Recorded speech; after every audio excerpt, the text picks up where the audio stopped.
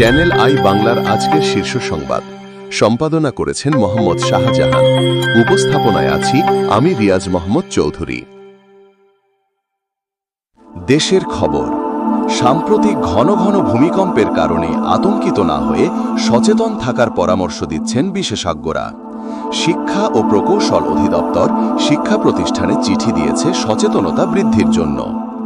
দেশের 708টি সরকারি কলেজকে 4টি ক্যাটাগরিতে এ, বি, সি, ডি ভাগ করে প্রজ্ঞাপন জারি করা হয়েছে। এ ক্যাটাগরিতে 81টি কলেজ রয়েছে। রামপুরায় সংগঠিত 28 হত্যা মামলার শুনানি আজ।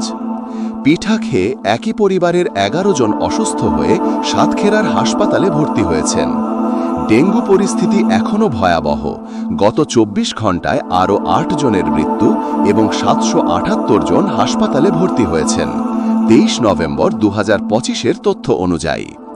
বিএনপি চেয়ারপারসন খালেদা জিয়া নিয়মিত স্বাস্থ্য পরীক্ষার জন্য এভারকেয়ার হাসপাতালে ভর্তি আছেন। আন্তর্জাতিক খবর।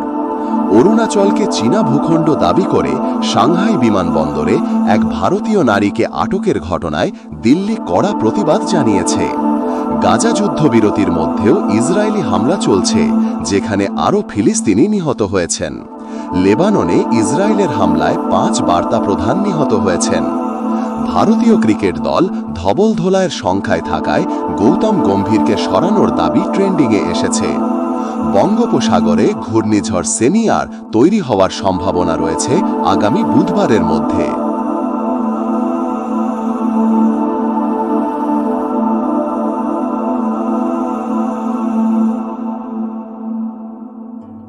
আপনারা দেখছেন চ্যানেল আই বাংলা।